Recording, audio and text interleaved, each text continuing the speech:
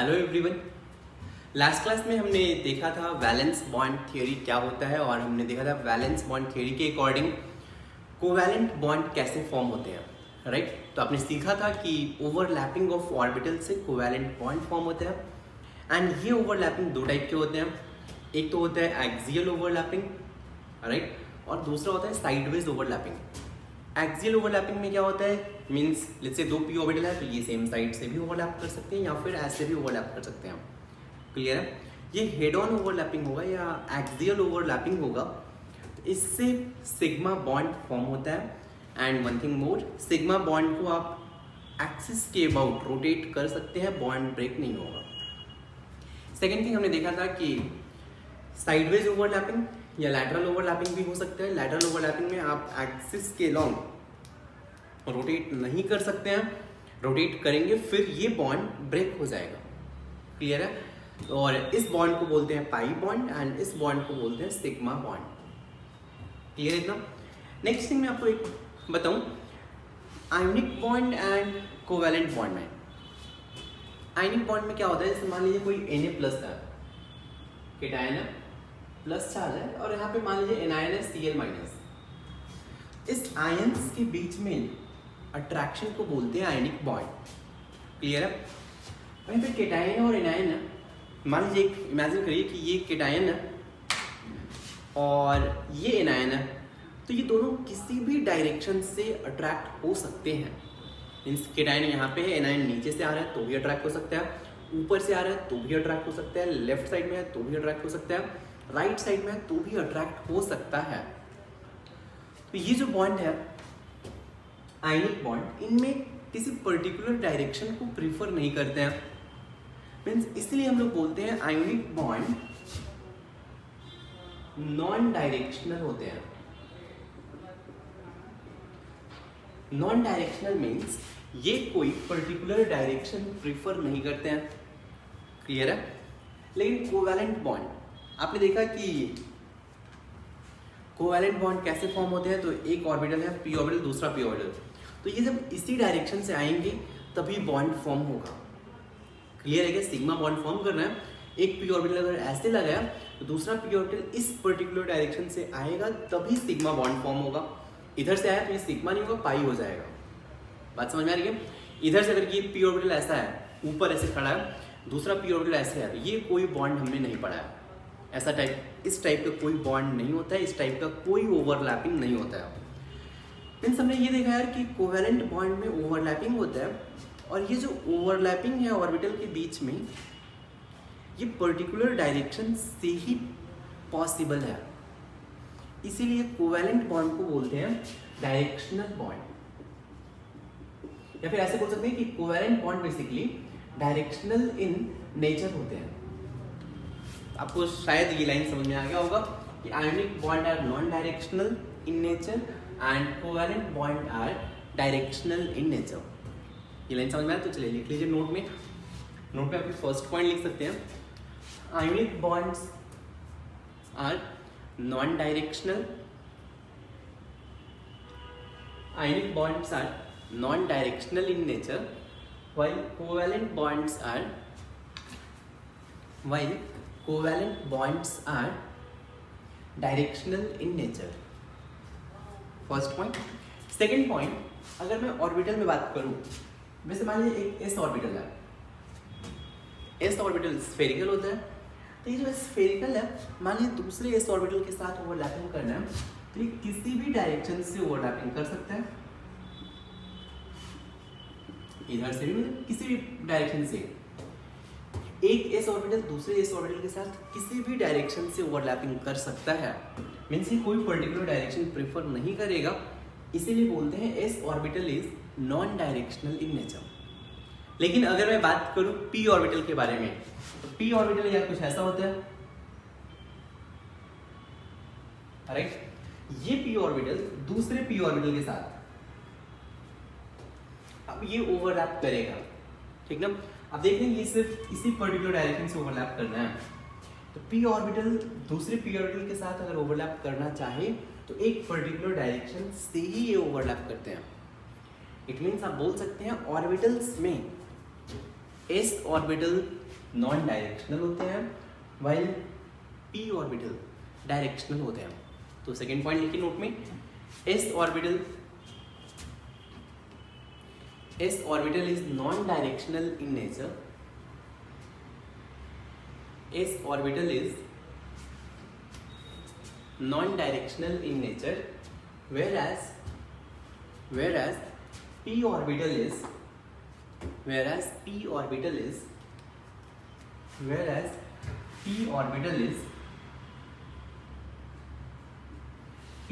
is directional in nature.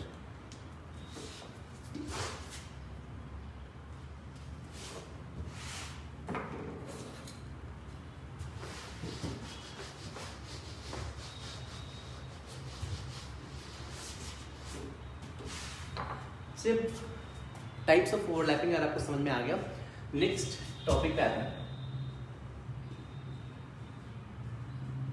Heading लिखिए bond strength.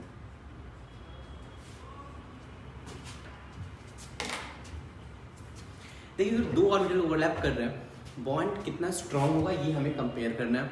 अब basically एक सिंपल सा की पॉइंट याद रखें, कभी भी स्ट्रेंथ कंपेयर करना है, ठीक, स्ट्रेंथ कंपेयर करना है। जैसे मान लो आपको एक मैं आयरन रॉड दे दूँ, क्या बोला मैंने, आयरन रॉड दे दूँ, और ये आयरन रॉड इतना छोटा सा है, इतू सा आयरन रॉड है, और एक बहुत बड़ा सा मैंने आयरन रॉड दे दूँ, दोनों का लेट्स से थिकनेस सेम है। एक बहुत बड़ा सा आयरन रॉड है, एक छोटा सा आयरन रॉड है, ठीक। अब आप खुद से बताएं, अगर आपको बेंड करने के लिए दिया जाए तो किसको बेंड कर सकते हैं? जैसे आपको बेंड करना है, ठीक, तो बेंडिंग में आप छोटे वाले आयरन रॉड को आप इमेजिन करिए, बेंड करना बहुत ही डिफिकल्ट होगा। अगर बड़ा आयरन रॉड है सेम थिकनेस का, आप इजीली बेंड कर सकते हैं। आपने देखा भी होगा कि बहुत बड़ा आयरन रॉड है तो वो ऑटोमेटिकली बेंड होते रहता है, राइट। अब यहाँ से ये देसी में मैंने बताया आपको, आप यहाँ से कंक्लूड कर सकते हैं कि अगर साइज इंक्रीज होगा तो स्ट्रेंथ डिक्रीज होता है। तो हम ये लॉजिक लगाएंगे यहाँ भी, केमिस्ट्री में भी, कि पहला पॉइंट आप ये याद रखें कि बॉन्ड स्ट्रेंथ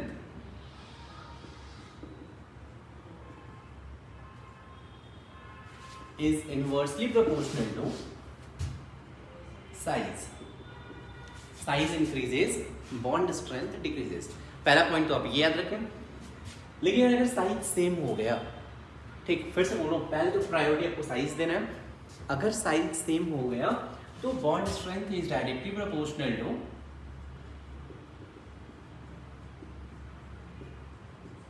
डायरेक्शनल कैरेक्टर, ठीक। एक फिर से ये सेकेंड लॉजिक कब यूज करना है, इफ साइज इज सेम। आपको डाउट आएगा कि डायरेक्शनल कैरेक्टर कैसे कंपेयर करें, बिल्कुल टेंशन नहीं लेना। एस एंड पी ऑर्बिटल में आपको पता है पी ऑर्बिटल में डायरेक्शनल कैरेक्टर ज्यादा होता है। आप ये पॉइंट याद रखिए कि P orbital is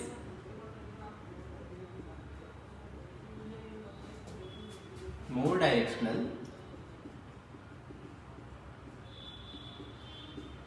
than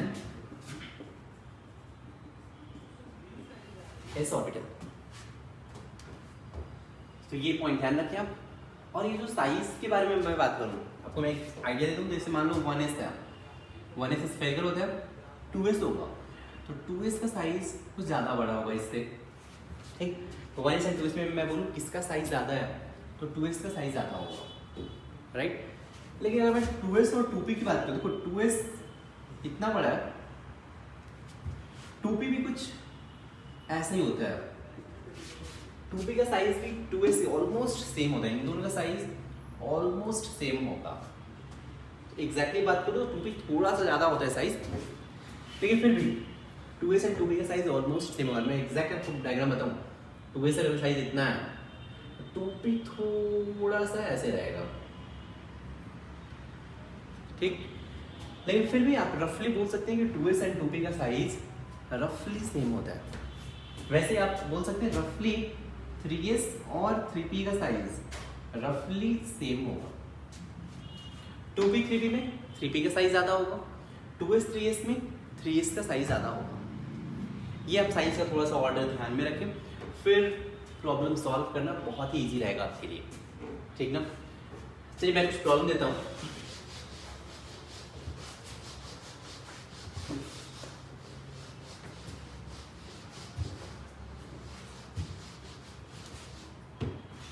problem है, लिखिए compare bond strength, compare bond strength 1:1 and 1:2. इन एक 1:1 को ओवरलैपिंग से बॉन्ड बना, दूसरा बॉन्ड 1:2 की ओवरलैपिंग से बना है। किसका बॉन्ड स्ट्रेंथ ज्यादा है आपको ये कंपेयर करना है।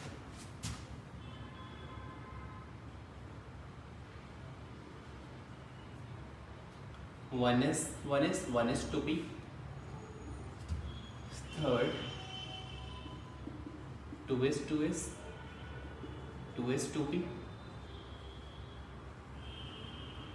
2s 2p, fifth 2s 2p, 2p 2p,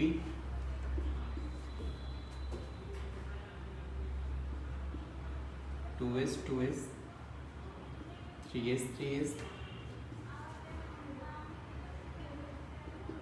2s 2p, 3s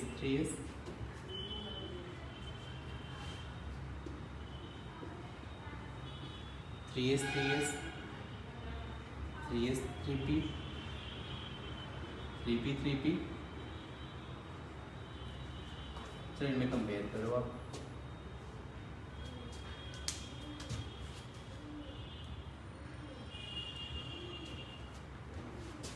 फिर कंपेयर करिए, एक और लिख देता हूँ,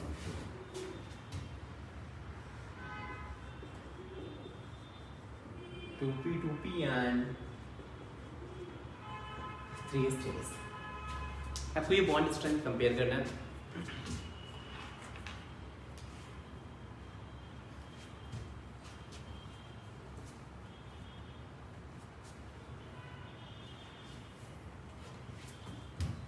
चलिए आप यहाँ पे देखेंगे तो बॉन्ड स्ट्रेंथ कंपेयर करना फर्स्ट में 1:2 से देखो 1s और इसका 1s तो कॉमन है, तो जो कॉमन है इसके बारे में तो हम बात ही नहीं करेंगे यार, कंपेयर हमें सिर्फ करना है, कॉमन को हटाओ। अब देखो यहाँ पे डिफरेंट क्या है, यहाँ पे 1s है, यहाँ पे 2s है। बॉन्ड स्ट्रेंथ कंपेयर कर रहे हैं, सबसे पहले आप साइज देखोगे तो जिसका साइज ज़्यादा होगा बॉन्ड स्ट्रेंथ कम होगा। तो यहाँ पे 1s है और यहाँ पे 2s है, 2s का साइज ज़्यादा होता है तो बॉन्ड स्ट्रेंथ क्या होगा, कम होगा। तो 1s बॉन्ड स्ट्रेंथ ज़्यादा होगा 1s से, सिंपल है। सेकेंड देखा जाए 1s यहाँ पे 1:2p है। देखो 1s तो दोनों में कॉमन है, डिफरेंट क्या 1s है और यहाँ पे 2p है। सबसे पहले आप साइज को भाव दें, ठीक।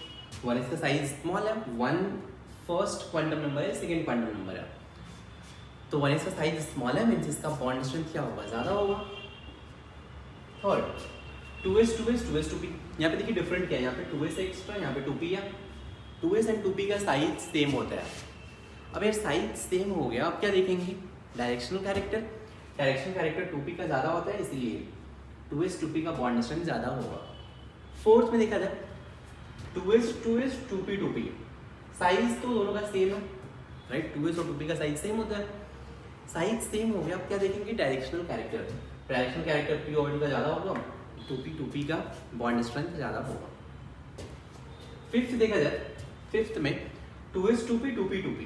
अब देखिए यहाँ पे 2p 2p कॉमन है, यहाँ पे एक्स्ट्रा 2s है, यहाँ पे 2p है, फिर से साइज सेम है, बॉन्ड स्ट्रेंथ 2p का ज़्यादा होगा क्योंकि डायरेक्शनल कैरेक्टर ज़्यादा है। सिक्स्थ में देखा जाए 2s 3s 3s, of course बहुत ही सिंपल है, इसका साइज कम है, बॉन्ड स्ट्रेंथ ज़्यादा होगा। सेवेंथ में देखिए 2s 2p 3s 3s, इन ऑर्बिटल का साइज स्मॉल है तो बॉन्ड स्ट्रेंथ ज़्यादा होगा। 3s 3s 3s 3p 3p 3p, size सबका सेम है तो directional character increases, bond strength increases, ये लॉजिक यूज करेंगे। नाइन्थ में देखा जाए फिर से साइज को भाव देंगे, साइज स्मॉल है मीन्स इसका बॉन्ड स्ट्रेंथ ज़्यादा होगा। क्लियर है क्या? तो आप ऐसे ओवरलैपिंग वाले बॉन्ड स्ट्रेंथ की प्रॉब्लम बहुत ही इजीली कर सकते हैं, बस ध्यान रखें साइज से कंपेयर करें पहले, तो साइज अगर सेम है फिर आप दे जाएंगे डायरेक्शनल कैरेक्टर पे। क्लियर है? तो ये जो मैंने बॉन्ड स्ट्रेंथ कंपेयर किया, ये सिग्मा बॉन्ड स्ट्रेंथ कंपेयर किया। अब पाई बॉन्ड का बॉन्ड स्ट्रेंथ कंपेयर करते हैं।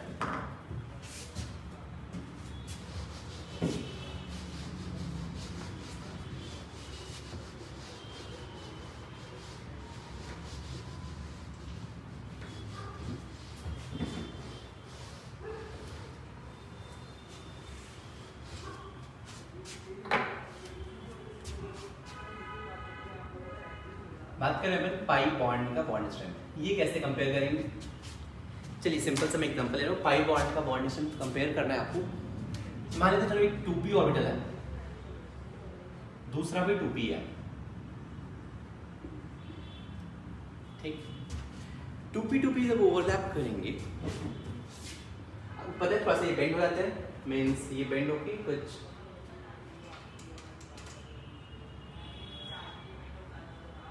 ऐसा, ये भी कुछ ऐसा बनेगा और इसको बोलेंगे 2p पाई ये बोलते हैं। लेकिन अगर 3p के बीच में ओवरलैपिंग होगा तो 3p मीन्स साइज थोड़ा ज़्यादा रहेगा, ये हो गया 3p, और मान लीजिए ये ओवरलैप हो रहा है 3p के साथ, ठीक। तो ये 3p के साथ अगर ओवरलैप करेगा तो ये हो जाएगा 3p पाई मीन्स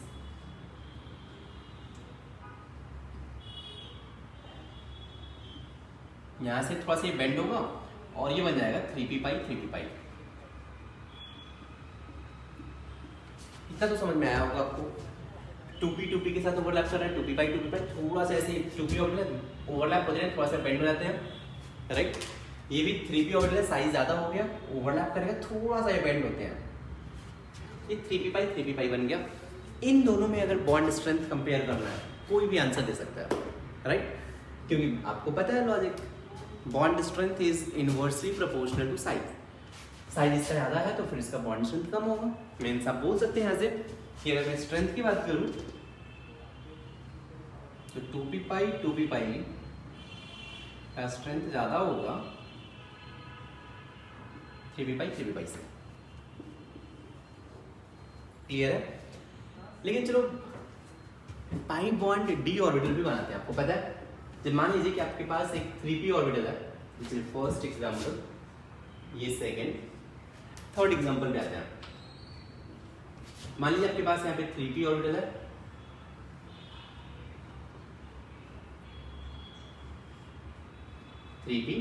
बगल में कोई 3d ऑर्बिटल है,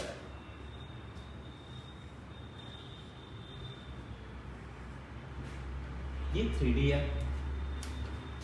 एक और एग्जांपल ले लेता हूं, दोनों ही डी ऑर्बिटल ओवरलैप करें, 3d है मान लीजिए,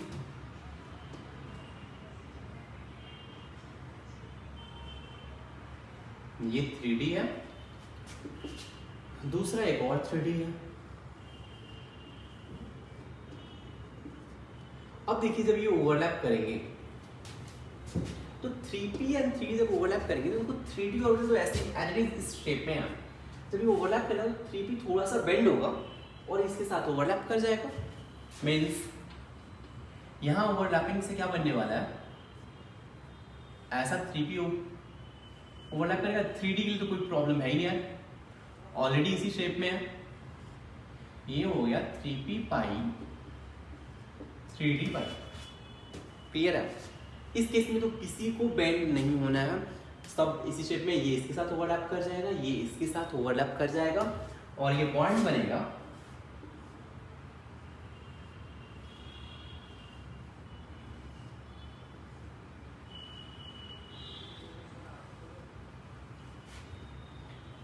थ्री डी पाई। अब फर्स्ट सेकंड में आपने कंपेयर कर लिया, अब कंपेयर करना है आपको 3p पाई एंड 3d पाई। इन तीनों में सेकंड, थर्ड, फोर्थ में बॉन्ड स्ट्रेंथ किसका सबसे ज्यादा है? मींस क्वेश्चन है 3p पाई फिर 3p pi 3d pi and then 3d पाई। इन तीनों में बॉन्ड स्ट्रेंथ किसका ज्यादा होगा? अब देखिए इसके लिए लॉजिक क्या है, आपको पता है कि जो 3p में बॉन्ड फॉर्म हो रहा है तो दोनों को ही, मान लीजिए ऑर्बिटल है, दोनों को ऐसे बेंड होना पड़ेगा, दोनों ऑर्बिटल है, दोनों को बेंड होना पड़ेगा। मान लीजिए दोनों ऑर्बिटल है तो इन दोनों को यहाँ से बेंड होना पड़ता, बेंड होने थोड़ा डिस्टॉर्शन आएगा तब जाके 3p पाई बॉन्ड फॉर्म हो रहा है। 3p पाई में 3D को डिस्टॉर्ट नहीं होना है, 3P को थोड़ा सा डिस्टॉर्ट होना है, बेंड होना है, तब जाके 3D पाई 3D पाई बनेगा। 3D में किसी को डिस्टॉर्ट नहीं होना है, ये अपने शेप में रहेंगे और यहीं से ओवरलैपिंग हो जाएगा। आप एक चीज बोल सकते हो कि इन तीनों ओवरलैपिंग में 3D पाई ओवरलैपिंग में स्ट्रेन बिल्कुल नहीं आ रहा है। आप समझते हैं? ये स्ट्रेन समझ में आ रहा है आपको? स्ट्रेन मतलब अगर ये बेंड होगा तो डिस्टॉर्शन होगा, डिस्टॉर्शन से स्ट्रेन आएगा। तो यहाँ पे 3D पाई में बिल्कुल स्ट्रेन नहीं है, लेकिन 3P पाई बॉन्ड फॉर्म होने में स्ट्रेन डेवलप होगा, इसलिए ये रिलेटिवली अनस्टेबल होगा। तो सबसे लेस स्टेबल 3P पाई होगा। मैं सबसे अगर देखे जाए सबसे ज़्यादा स्ट्रेन इसमें है, तो लीस्ट स्टेबल हो जाएगा, ये मोस्ट स्टेबल हो जाएगा। सबसे ज़्यादा बॉन्ड स्ट्रेंथ 3D पाई होगा, फिर 3P पाई, लास्ट में नंबर आ जाएगा 3P पाई का। ठीक, तो यहाँ पे क्यों हुआ इसका लॉजिक है कि ये इसको बेंड होना पड़ेगा, बेंड होने से स्ट्रेन डेवलप होगा तो इसका स्ट्रेंथ कम होगा। ठीक, इसका स्ट्रेंथ बॉन्ड स्ट्रेंथ सबसे कम होगा, एस्टिमेट स्ट्रेंथ। आई होप ये पॉइंट क्लियर है, नोट कर ले आप।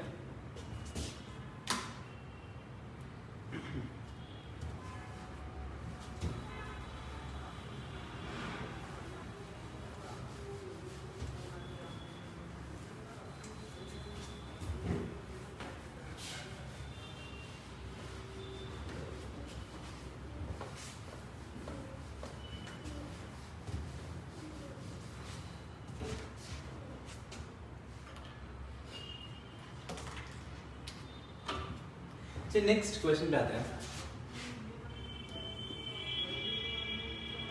क्वेश्चन लिखिए, N triple bond N exist but P triple bond P does not. Explain. N triple bond N exists but P triple bond P does not. Explain. N2 मिलता है लेकिन P2 इस form में molecule नहीं मिलता है। ठीक, अब पता नाइट्रोजन के नीचे फॉस्फोरस है, तो N2 तो एग्जिस्ट करता है लेकिन P2 नहीं मिलता है। ऐसा क्यों होता है? चलिए समझने का ट्राई करते हैं। इसका आंसर मैं दे रहा हूँ। देखिए, अगर आप नाइट्रोजन का इलेक्ट्रॉनिक कॉन्फ़िगरेशन लिखेंगे, एटॉमिक नंबर 7 है, ये हो जाएगा 1s2 2s2 2p3। ठीक, यहाँ पे 1s में 2 इलेक्ट्रॉन, 2s में भी 2 इलेक्ट्रॉन, 2p में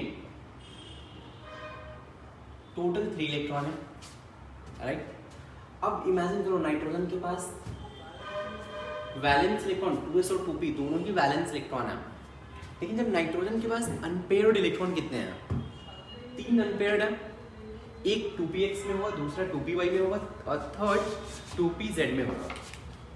राइट, तो आप देखेंगे कि जो नाइट्रोजन है इसका एक मान लीजिए जैसे 2px है, दूसरा 2py है एंड थर्ड ऐसे 2pz रहेगा। इमेजिन कर पा रहे हैं? 2px मान लीजिए 2py y डायरेक्शन में, z डायरेक्शन में 2pz रहेगा। क्लियर है? ऐसे तीनों एक्सिस के लॉन्ग 2p ऑर्बिटल रहेंगे।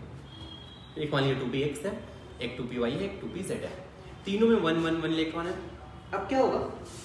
मान लीजिए इमेजिन करिए यहाँ से भी दूसरा नाइट्रोजन है, इसके पास भी 3 ऑर्बिटल है। एक 2px के साथ ओवरलैप करेगा, 2py के साथ ओवरलैप करेगा, 2pz के साथ ओवरलैप करेगा। इमेजिन कर पा रहे हैं आप? इसका 2px दूसरे नाइट्रोजन के 2px के साथ, इसका 2py दूसरे नाइट्रोजन के 2py के साथ, इसका 2pz दूसरे नाइट्रोजन के 2pz के साथ ओवरलैप करेगा। मान लीजिए ऐसे होगा ना, मान लीजिए 2px 2py है, इसका 2px 2py है, तो ये 2px 2py 2py ये जो दिख रहा है और इसका 2py ये ओवरलैप करेंगे। ये इसके साथ ये भी बेंड होकर ओवरलैप कर लेंगे, तो N2 तो मिल जाएगा। लेकिन फॉस्फोरस में क्या होता है, फॉस्फोरस में 1s2 2s2 2p6 3s2 3p3, यहाँ पे जो ऑर्बिटल है अनपेयर्ड 3p में है। आपको पता है 3p का साइज बहुत ज़्यादा होता है, 3px 3py एंड 3pz होता है। तो 3p का साइज बहुत ज़्यादा है। अब क्या होगा, 3p का साइज बहुत ज़्यादा होने के कारण मान लीजिए 3p है ओवरलैप कर लीजिए। अब क्या होगा कि इसका जो यहाँ पे 3px 3py रहेगा ओवरलैप किया, और फॉस्फोरस में 3p ऑर्बिटल जो ओवरलैप कर रहे हैं, अब जो py है इनके बीच में डिस्टेंस बहुत ज़्यादा हो गया। इमेजिन करो कि फॉस्फोरस है, यहाँ भी एक और फॉस्फोरस है, ये तो 3px ओवरलैप कर लेगा। लेकिन अब जो यहाँ पे इनका 3py रहेगा, इनके बीच में डिस्टेंस, इसके और इसके बीच में डिस्टेंस बहुत ज़्यादा है, राइट। अब इनके बीच में डिस्टेंस बहुत ज़्यादा है तो ओवरलैप ही नहीं कर पाएंगे। लेकिन नाइट्रोजन में क्या था, इनका साइज स्मॉल था, इसका 2px के साथ ओवरलैप किया, 2py डिस्टेंस कम है, ये ओवरलैप कर सकते हैं। बात समझ में आ रही है? मैं क्या बोल रहा हूँ, सिंस 2p का साइज कम होता है, 2p का साइज कम होगा, मान लीजिए 2p है ये, तो यहाँ पे 2p है, 2p का साइज कम है, ये ओवरलैप किया, दूसरा भी 2py ये भी ओवरलैप कर सकते हैं आप, राइट। 2px के साथ ओवरलैप किया, 2py के साथ ओवरलैप कर सकते हैं, बिकॉज जो 2py के बीच में डिस्टेंस था वो कम था। लेकिन सिंस 3p का साइज बहुत ज़्यादा होता है, अब इनका साइज इतना ज़्यादा है कि जो पाई बॉन्ड फॉर्म करने वाले थे इनके बीच में डिस्टेंस ज़्यादा हो गया, अभी ओवरलैप कर ही नहीं सकते हैं। जब ओवरलैप नहीं कर सकते हैं तो ये पाई बॉन्ड फॉर्म करेगा ही नहीं। समझ में आ रहा है क्या? तो चलिए आप ये लिख लीजिए इसका लॉजिक कि देखिए इसमें sideways overlapping,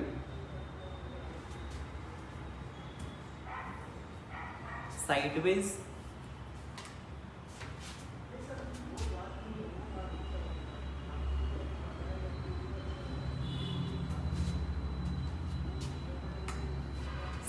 overlapping of 2p is effective. Sideways overlapping of, sideways मतलब पाई बॉन्ड जो बनता है ये इफेक्टिव होता है, right. Sideways overlapping of 2p is effective, but in phosphorus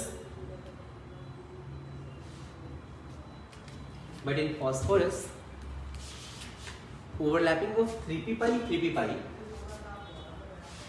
but in phosphorus overlapping of 3p is not effective, but in phosphorus overlapping of 3p overlapping of 3p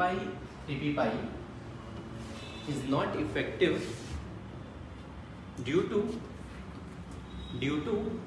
large internuclear distance,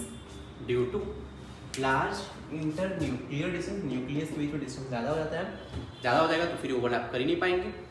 due to large internuclear distance and weak bond. आपको पता है 3p week होता है, 2p strong होता है, तो बन सकता है, वीक है बन ही नहीं पाएगा। And due to large internuclear distance and weak bond. तो फॉस्फोरस एग्जिस्ट कैसे करता है? जैसे नाइट्रोजन N2 के फॉर्म में मिलता है, फॉस्फोरस P4 के फॉर्म में मिलता है। P4 का स्ट्रक्चर कुछ ऐसा होता है, फॉस्फोरस ऐसा,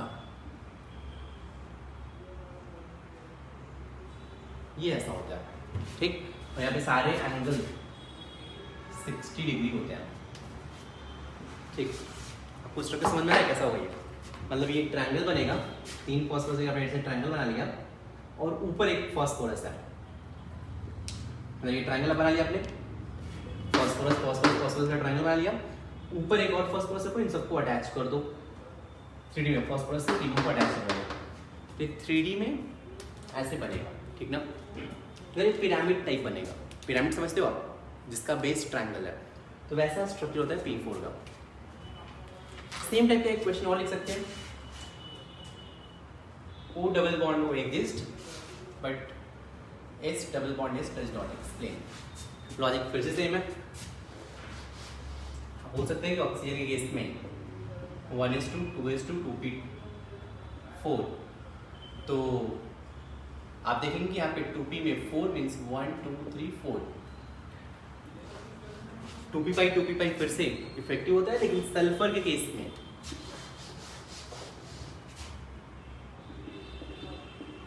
2:2, 2p6, 3:2, 3p4, 1 2 3 4, यहाँ पे 3p5 फिर से यहाँ पे इफेक्टिव नहीं होगा because of large internuclear distance and weak pi bond, इसीलिए sulphur S double bond S में एग्जिस्ट नहीं करेगा। सेम लॉजिक, सल्फर एग्जिस्ट कैसे करेगा? सल्फर S8 की फॉर्म में एग्जिस्ट करता है। कैसा होता है जैसे सल्फर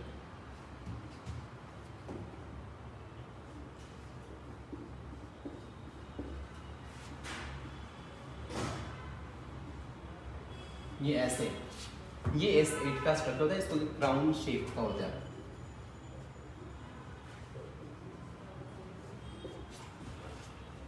ऐसे S8 के फॉर्म में एग्जिस्ट करता है।